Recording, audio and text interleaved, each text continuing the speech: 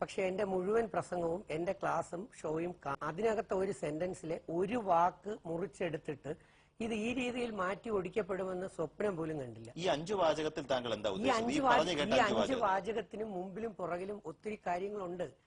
Secret ആത്മീയ സത്യം എന്ത് എന്ന് ചോദിച്ചാൽ, കളിയാക്കുന്നവനിൽ എന്തെങ്കിലും ഒരു പുണ്യമുണ്ടെങ്കിൽ അത് ട്രാൻസ്ഫർ ചെയ്ത് ആരെയാണോ കളിയാക്കപ്പെടുന്നത് അവന് ലഭിച്ചിരിക്കും എന്ന് പറഞ്ഞാൽ, നിങ്ങൾ ആർക്കെങ്കിലും പാര വെക്കുന്നുണ്ടെങ്കിൽ നിങ്ങളുടെ പുണ്യം നേരെ ആ വ്യക്തിയിലേക്ക് പോകും, നിങ്ങളിൽ ഇരിക്കില്ല. മറക്കണ്ട, പോയി പഠിച്ചാൽ വായിച്ചാൽ മനസ്സിലാവും. എന്നാൽ ജ്ഞാനം തേടണം, അറിവ് തേടണം എന്ന് ആഗ്രഹിക്കുന്ന വ്യക്തികളുടെ മുമ്പിൽ നീ പ്രഭാഷണം നടത്തൂ, അവൻ ഏറെ ജ്ഞാനിയായി മാറും, അവൻ നിങ്ങളെ സ്നേഹിക്കും എന്ന് ജീസസ് ക്രൈസ്റ്റ് പഠിപ്പിച്ചു. അദ്ദേഹത്തിനെ മൃഗീയമായി പീഡിപ്പിച്ച ആൾക്കാരാണ് നമ്മുടെ മുൻഗാമി. എനിക്ക് ഏറെ ഇഷ്ടപ്പെട്ടത് വിശുദ്ധ ഖുർആനിൽ ആ സ്രഷ്ടാവിന്റെ വചനങ്ങൾ പ്രവാചകനായ മുഹമ്മദ് നബി സല്ലല്ലാഹു അലൈഹി വസല്ലത്തിലൂടെ വന്ന വചനങ്ങളാണ്. എന്താണ് അദ്ദേഹം പഠിപ്പിച്ചത്? ഓരോ അറിവുള്ളവനും മനസ്സിലാക്കുക, അവനേക്കാൾ അറിവുള്ളവൻ അവന് മുകളിലുണ്ട്. എന്ത് മനോഹരമാണ്!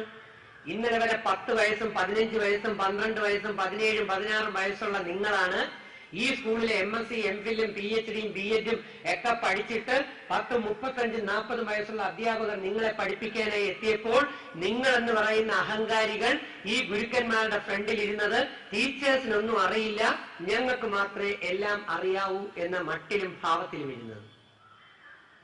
40ഉം 50ഉം വയസ്സുള്ള അമ്മയോട് മുമ്പിൽ, അച്ഛന്റെ മുമ്പിൽ 15ഉം 18ഉം വയസ്സുള്ള നിങ്ങൾ ഇന്നലെ വരെ പെരുമാറിയത് അമ്മയ്ക്കും അച്ഛനും ഒന്നും അറിയില്ല, ഞങ്ങൾക്ക് മാത്രമേ അറിയാവൂ എന്ന അറിവിലും അഹങ്കാരത്തിലും നീ ഭ്രമിച്ചപ്പോൾ വിശുദ്ധ ബൈബിളും ഖുർആനും പറയുന്നു, അഹങ്കാരിയുടെ ഭവനം കർത്താവ് തകർക്കും. വിശുദ്ധ ഖുർആനിലാണെങ്കിൽ അണുമണി തൂക്കം അഹങ്കാരമുള്ളവന് സ്വർഗത്തിന്റെ 7 അയൽവക്കം കിട്ടില്ല എന്നാണ്. എന്താണ് സ്വർഗം? അതങ്ങ് ആകാശത്തിരിക്കുന്ന പെട്ടിയാണെന്ന് ആരെങ്കിലും ധരിച്ചെങ്കിൽ തെറ്റി. 3 സ്വർഗങ്ങളാണ് ഒരു മനുഷ്യനുള്ളത്. ആത്മീയത പഠിപ്പിക്കുന്നു, അല്പം സ്പിരിച്വാലിറ്റി. അതുകൊണ്ടാണ് ഇന്ത്യൻ പ്രസിഡന്റ് ആയിരുന്ന APJ അബ്ദുൽ കലാം സാർ കഴിഞ്ഞ ദിവസം തിരുവനന്തപുരത്ത് എത്തിയപ്പോ പറഞ്ഞത്, വിദ്യാഭ്യാസം ആത്മീയതയിൽ അധിഷ്ഠിതമായിരിക്കണം, ആത്മബോധം കുട്ടികൾക്കും വ്യക്തികൾക്കും കൊടുക്കണം എന്ന്. അല്ലാതെ ലൈംഗിക അതിപ്രസരണത്തിനെയും പീഡനത്തിനെയും മാത്രം പറഞ്ഞുകൊണ്ട് നടന്നിട്ട് കാര്യമില്ല, അത് തടയാനുള്ള വഴി നമ്മൾ കാണുന്നു. അപ്പൊ ഒന്നാമത്തെ സ്വർഗം എന്ന് പറയുന്നതാണ് മനസ്സിന്റെ ഉയർന്ന തലം. നല്ല മനസ്സ്, നല്ല സത്യസന്ധത, നന്മയുള്ള പ്രവൃത്തി, നമ്മളിലൂടെ എല്ലാവർക്കും ഗുണം, അങ്ങനെയുള്ളതാണ് സ്വർഗം. നരകം എന്ന് പറയുന്നത് മനസ്സിന്റെ വേവലാതികൾ, ദുഷ്ടതരങ്ങൾ, ചതി, വഞ്ചന, പരദൂഷണം, പാരവെപ്പ്. അതുകൊണ്ടാണ് ഭഗവത്ഗീതയിൽ പഠിപ്പിച്ചത്, മനസ്സിന് ശാന്തി ഇല്ലാത്തവന് ഒരിക്കലും സുഖം ലഭിക്കുകയില്ല എന്ന്. മനസ്സിന്റെ ശാന്തി. ഞാൻ ദൈവത്തിന്റെ നാമത്തിൽ സത്യം സത്യമായി തന്നെ ഈ ഇരിക്കുന്ന എന്റെ സുന്ദരികളും സുന്ദരന്മാരുമാണെന്ന് ഞാൻ വിളിച്ചപ്പോൾ സന്തോഷിച്ച കുഞ്ഞുമക്കളോട് ചോദിക്കുന്നു, ഇവിടെ ദൈവത്തിന്റെ സാന്നിധ്യമുണ്ടെന്ന് വിശ്വസിക്കുന്ന ആളാണ് ഞാൻ.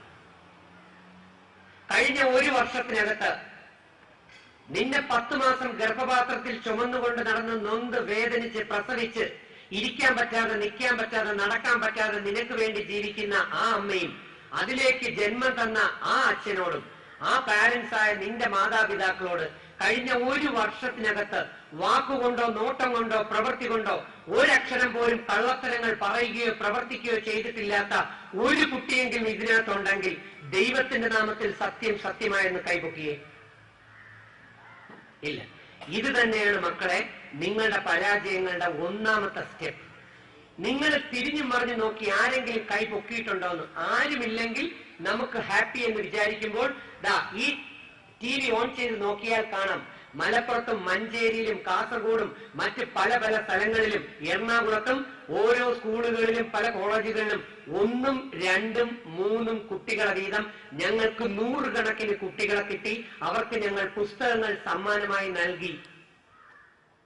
അതുകൊണ്ടാണ് പ്രവാചകനായ മുഹമ്മദ് നബി സല്ലല്ലാഹു അലൈഹി വസല്ലം പഠിപ്പിച്ചത്, ഓരോ 1099 പേർ നരകത്തിലേക്ക് പോകാൻ ടിക്കറ്റും കയ്യിൽ പിടിച്ചുകൊണ്ടിരിക്കുകയാണ്. അപ്പൊ നിങ്ങളായ കുട്ടികളുടെ ഭാവിയിലെ പാരന്റ്സ് നിങ്ങൾ ആരാണെന്നറിയാമോ? അടുത്ത വരാൻ പോകുന്ന 3-4-5 വർഷത്തിനകത്ത് പല പെൺകുട്ടികളും അമ്മമാരായി മാറാനുള്ള ചാൻസ് ഉണ്ട്. അപ്പം WHO നിങ്ങൾക്ക് ഇട്ടിരിക്കുന്ന, NCERT നിങ്ങൾക്ക് ഇട്ടിരിക്കുന്ന പേരാണ് you are the future parents. അതുകൊണ്ടാണ് ഞാൻ പറഞ്ഞത് നിങ്ങൾ കുട്ടികളല്ല. ഇപ്പൊ തന്നെ 8ലും 9ലും പഠിക്കുന്ന പല പെൺകുട്ടികളും കേരളത്തിൽ പലയിടത്തും ഒളിച്ചോടാൻ തയ്യാറായി നിൽക്കുന്നവർ ഇവിടെ ഉണ്ടെങ്കിൽ എന്നെ ഒരല്പം ശ്രദ്ധിക്കുക. വേണ്ടാന്നൊന്നും ഞാൻ പറയില്ല ഓട്ടം. ഞാനൊന്നും തടയുന്ന മനുഷ്യനല്ല. എന്റെ ജോലി ബോധവൽക്കരിക്കുക. തീരുമാനം നിനക്കെടുക്കാം. It is left to you. അപ്പൊ ആലോചിക്കുക, നിന്റെ കയ്യിലിരിക്കുന്ന നരകത്തിന്റെ ടിക്കറ്റ് അത് നിന്നെ കൊണ്ട് കളയിപ്പിക്കുക. സ്വർഗത്തിന്റെ ടിക്കറ്റ് ഞങ്ങൾ കൊണ്ടുവന്നിട്ടുണ്ട്, വേണമെന്നുള്ളവർക്ക് എടുക്കാം.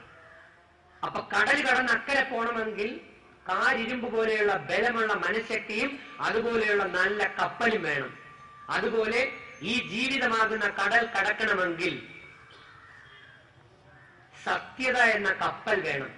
കുടുംബത്തിൽ സത്യസന്ധത ഇല്ലാത്തതാണ് നമ്മളുടെ പരാജയങ്ങളുടെ മറ്റൊരു കാരണം. വിശുദ്ധ ഖുർആൻ പറയുന്നു, അപ്രിയങ്ങളാണെങ്കിലും നീ സത്യം സത്യമായി തന്നെ പറയണം. കാരണം 6-ാം സൂറത്ത് പടച്ചവൻ പറയുന്നു, നീ ഒളിച്ചു ചെയ്യുന്നത്, നീ എല്ലാം ചെയ്യുന്നതും ഞാൻ കണ്ടുകൊണ്ട് നിൽക്കുന്നു എന്ന ബോധം നിനക്ക് വേണം എന്ന്. അപ്പൊ എന്റെ ഈ സുന്ദരികളും സുന്ദരന്മാരുമായ കുഞ്ഞുമക്കൾ കഴിഞ്ഞ 1 വർഷം കൊണ്ട് സ്വന്തം അമ്മയെയും അച്ഛനെയും പറ്റിച്ചുകൊണ്ടും ചതിച്ചുകൊണ്ടും കള്ളത്തരം പറഞ്ഞുകൊണ്ടും ഇരിക്കുന്നവരാണ് എന്നുള്ളത് തെളിഞ്ഞപ്പോൾ സ്വന്തം മനസാക്ഷിയോട് ആത്മപരിശോധന നടത്ത്. യഥാർത്ഥത്തിൽ നീ നിന്റെ പെറ്റ അമ്മയെ കണ്ടിട്ടുണ്ടോ? ഈ ത്രെഡിങ് നടത്തി, പ്ലക്കിങ് നടത്തി, ഫേഷ്യലും അടിച്ച്, ക്രീമും അടിച്ച്, ലിപ്സ്റ്റിക്കും അടിച്ച്, വേഷങ്ങളും കെട്ടി നടക്കുന്ന, അതാണ് ജീസസ് ക്രൈസ്റ്റ് ബൈബിളിൽ പഠിപ്പിച്ചത്. നിങ്ങൾ പലരും വെള്ളയടിച്ച കുഴിമാടത്തിന് സദൃശ്യം. കാരണം നാട്ടുകാരെ പറ്റിച്ചുകൊണ്ട് വേഷവും കെട്ടി നടക്കുന്ന നിങ്ങൾ അകം കൊണ്ട് കള്ളവും ചതിയും തരികിടയും നിറഞ്ഞവരാണ്. ഇന്നലെ വരെ ഇതിൽ അമ്പലത്തിൽ പോയി പ്രാർത്ഥിച്ചവരുണ്ടെങ്കിൽ ഒന്ന് കൈപൊക്കിയേ. സത്യം സത്യമായി അമ്പലങ്ങളിൽ സന്തോഷം. ചർച്ചിൽ പോകാറുള്ളവർ കൈപൊക്കിയേ. ചർച്ചിൽ സന്തോഷം. നിസ്കരിക്കുന്നവരുണ്ടെങ്കിൽ കൈപൊക്കിയേ. സന്തോഷം. എന്റെ ചോദ്യം ഇതാണ്, ഈ നിങ്ങളിൽ 90% പേരും കഴിഞ്ഞ എത്രയോ വർഷം കൊണ്ട് നിസ്കരിക്കുന്നു, നോമ്പനുഷ്ഠിക്കുന്നു, അമ്പലത്തിൽ പോകുന്നു, വഴിപാട് നടത്തുന്നു, ചാക്ക് കണക്കിന് മെഴുകുതിരി കൊടുത്തുന്നു. അതെല്ലാം ഇനിയും ചെയ്തോളൂ, ഒന്നും വേണ്ട എന്നല്ല ഞാൻ പറഞ്ഞത്. പക്ഷെ നിങ്ങളിൽ 90% പേരുടെ വീട്ടിലും ദുഃഖവും ദുരിതവും കഷ്ടപ്പാടും മനപ്രയാസവും. മക്കൾ പഠിക്കുന്നില്ല, ജീവിതം വഴിമുട്ടി നിൽക്കുന്നു. ദൈവം നിങ്ങളെ അനുഗ്രഹിക്കില്ല സഹോദരങ്ങളെ. അദ്ദേഹം അനുഗ്രഹിക്കണമെങ്കിൽ ഒരൊറ്റ വഴിയാണ്. ആദ്യത്തെ വഴി ഞാൻ പറഞ്ഞത് സത്യസന്ധത. സ്വന്തം അമ്മയും അച്ഛനെയും പറ്റിച്ചുകൊണ്ട് നടക്കുന്ന മക്കളെ അമ്മയെ